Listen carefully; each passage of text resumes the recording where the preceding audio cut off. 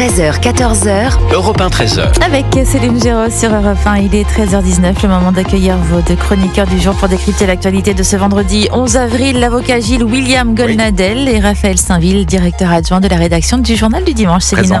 Ils sont présents, ils papotent déjà avant même que l'on commence. Oui, mais c'est toujours intéressant, on parlait sport, c'était très intéressant. Gardez-en un peu sous la Entre sportifs pédale. de haut niveau. Dans quelques instants, de quoi allons-nous parler ? Eh bien, des confidences de Marine Le Pen. 10 jours après sa condamnation, elle s'est livrée et elle espère que les Français pourront choisir leur candidat en 2027. La campagne aussi pour la présidence des Républicains qui bat son plein avec Laurent Wauquiez, Bruno Retailleau, ça bouge. Et puis cette guerre commerciale avec les États-Unis, Emmanuel Macron à la manœuvre qui appelle à mobiliser tous les leviers disponibles. Occuper le terrain au niveau international pour exister, est-ce une stratégie payante ? On va en débattre, mais tout de suite. On va écouter Emmanuel Macron, justement, qui se dit confiant dans la libération de Boualem-Sansal. Il était au Salon du Livre. Ce matin, on l'écoute. Nous travaillons pour que ces décisions soient prises dans la bonne direction et nous savons combien, d'abord, aussi redire combien nous pensons à lui et à sa famille, combien il est à la fois un auteur important et un grand écrivain pour nous tous, mais aussi un homme qui doit se soigner. Notre souhait le plus ardent, et ce sur quoi nous travaillons, c'est que les autorités algériennes puissent prendre la décision qui lui permettra de recouvrer sa pleine liberté, de se soigner, de pouvoir réécrire. Voilà Emmanuel Macron il y a quelques minutes au Salon du Livre. Alors qu'en pensez-vous ? On a l'impression qu'il ne se passe plus rien dans ce dossier. C'est vrai Ça n'avance pas. On a beaucoup espéré ces derniers jours, presque convaincu qu'on allait assister à une libération de Boualem-Sansal. Et puis finalement, vous avez raison de le dire, il ne se passe rien. Il continue à croupir en tôle en Algérie. Mais si l'on prend au sérieux les propos d'Emmanuel Macron et s'il considère que Boualem-Sansal est un écrivain qu'il faut lire et a raison. J'aimerais que le président finalement en tire toutes les conséquences parce que Boualem-Sansal est un prophète d'une certaine manière. Il nous avertit d'un certain nombre de dangers, du danger que constitue l'islamisation et l'Algérie et de la France plus particulièrement. Et je ne crois pas que le président aujourd'hui prenne avec toute la gravité de ce qu'il dit lorsqu'il apporte son soutien à Boualem-Sansal. Gilles William Goldnadel. Ce qui se passe est vraiment très grave et sur le fond et sur le terrain des principes. C'est-à-dire parce que d'abord c'est déjà un scandale que Boualem-Sansal soit encore aujourd'hui en prison. C'est déjà le cas. Et en plus, nous avons affaire à une prise d'otage. Il y avait la perspective de la grâce présidentielle au moment de la rupture du jeûne du Ramadan. Je ne l'ai pas vu venir. Qui n'a pas eu lieu. Non, mais ce que je veux dire, nous sommes dans le cadre d'une prise d'otage et d'une certaine manière, M. Macron accepte le système de la prise d'otage, c'est-à-dire que vous voyez bien qu'il n'est pas véhément envers le dictateur Tebboune. Il est infiniment plus courageux envers M. Trump qu'envers M. Tebboune. Il a le verbe beaucoup plus haut envers Donald. Pourquoi ? Parce qu'il nous rend d'une certaine manière tous complices du fait que M.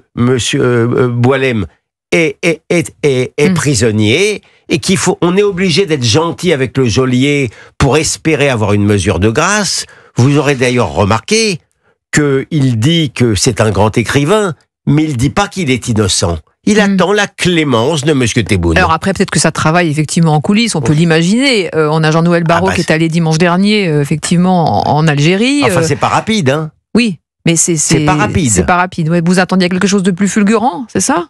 Ah ben j'avais la faiblesse de penser, compte tenu du langage plus que diplomatique et plus que fleuri de M. Barrot, j'avais la naïveté de croire qu'il reviendrait sinon dans ses bagages, au moins dans les jours qui viennent. Et je vois toujours rien venir, sinon les promesses de monsieur, le sentiment, les espérances de M. Macron. Qu'est-ce qui va changer à part le positionnement algérien ? Raphaël Stainville. Mais rien n'a changé.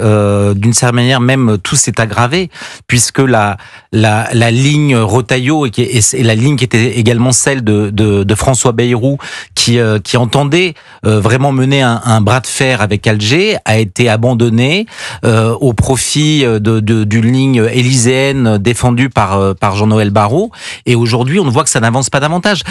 Nous avions tous la faiblesse de croire que Boualem Sansal allait revenir de manière imminente, parce que précisément, et l'Élysée et le ministère des Affaires étrangères laissaient entendre que dans le deal qui était conclu avec Alger, dans le changement de manière de faire avec Alger, il y avait comme conséquence le retour de Boualem Sansal. Et cette déclaration d'Emmanuel Macron, je le précise pour nos auditeurs, c'est donc faite au Salon du Livre, alors qu'Emmanuel Macron était allé rendre visite au salon dédié au Maroc, qui est un invité au stand marocain, qui est invité exceptionnel, invité d'honneur de ce Salon du Livre. Oui, Comment interpréter cette sortie dans ce contexte-là? Oui, enfin, écoutez, justement, je suis déjà suffisamment sévère envers Monsieur Macron pour constater que malgré tout, il ne renie pas son amitié pour le Maroc. Il a choisi son camp. C'est au moins déjà ça. Mais je vous le dis, si vous ne vous embarrassez pas de morale, vous avez tout intérêt à être dans une dictature, à être dictateur. Quand vous êtes dictateur, personne ne vous embête. On vous parle très gentiment. Cette sortie d'Emmanuel Macron, justement, Raphaël Stainville, alors qu'il venait de visiter le stand du Maroc. Oui, mais pour poursuivre dans ce que disait Gilles William, je pense que heureusement qu'il n'a pas déprogrammé le Maroc pour satisfaire un ultime caprice d'Alger. Heureusement. Bon, à 13h26, on continuera évidemment à parler de la stratégie politique d'Emmanuel Macron sur la scène internationale, notamment avec ce qui se joue actuellement du côté des États-Unis et ses surtaxes douanières. Et dans quelques instants, vous entendrez Marine Le Pen. Elle a donné une interview à la chaîne YouTube de l'Hémicycle, et ses confidences, font parler. On va réagir à tout ça tout de suite. De 13h à 14h, vous écoutez Céline Giraud. Bon début d'après-midi sur Europe 1.